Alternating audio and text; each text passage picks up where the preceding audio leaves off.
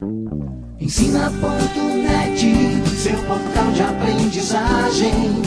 Ensina.net, videoaulas pra você.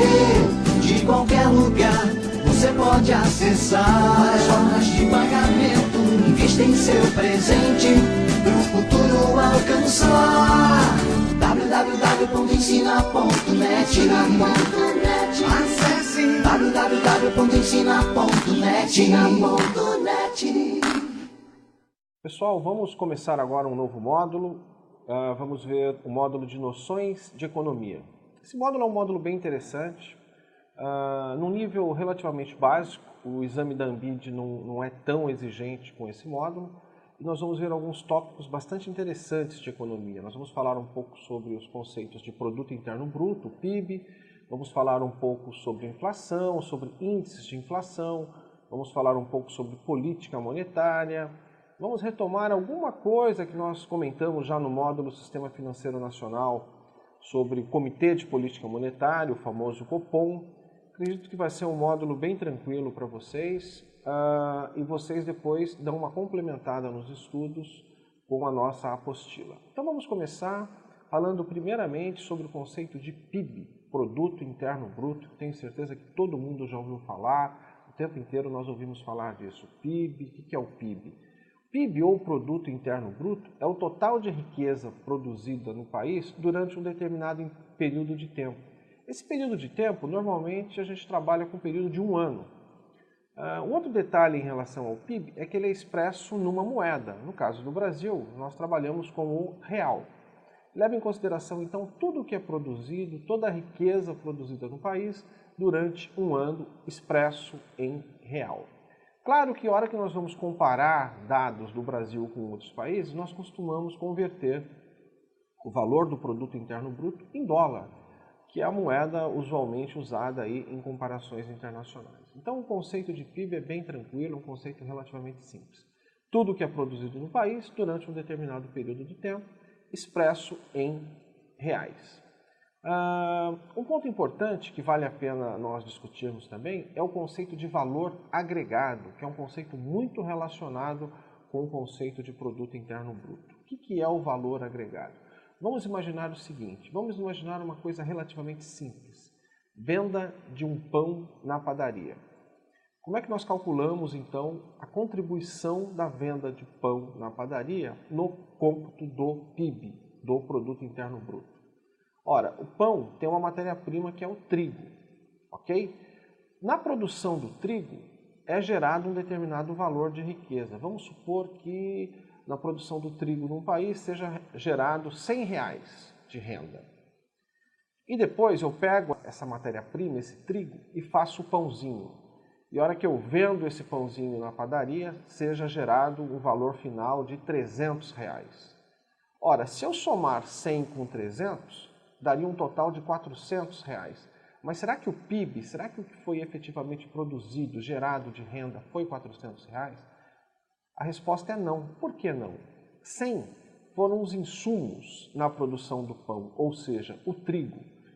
Então, o valor agregado na padaria foi 300, que foi o preço final de venda, menos 100, ou seja, R$200.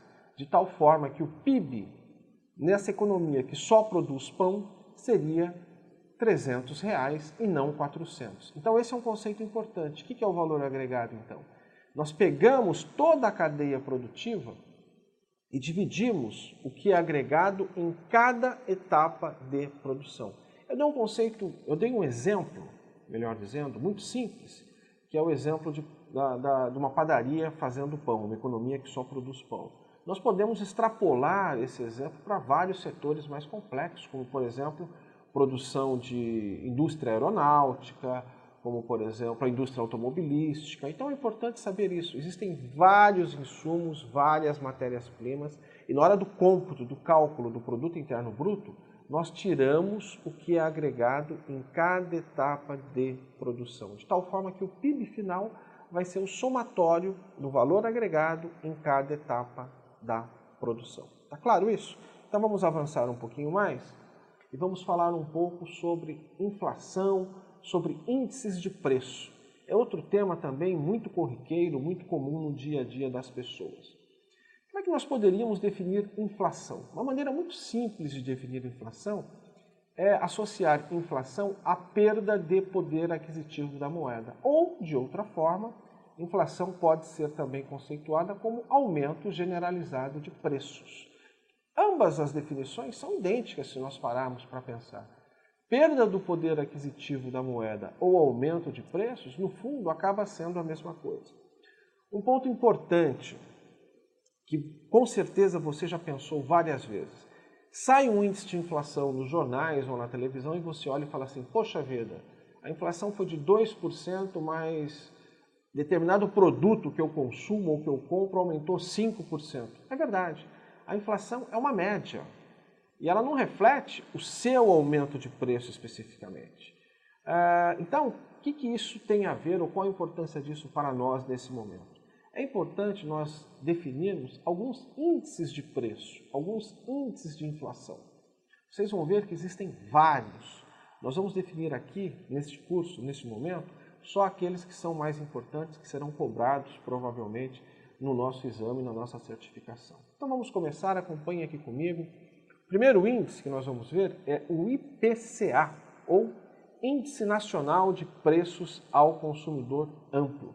Esse é um índice muito importante, é um índice calculado pelo IBGE. E por que ele é muito importante? Ele é muito importante porque ele é usado pelo Comitê de Políticas Monetárias, pelo Copom, na hora de definir as metas de inflação. Então, o IPCA é um índice calculado pelo IBGE e é um índice muito importante porque ele entra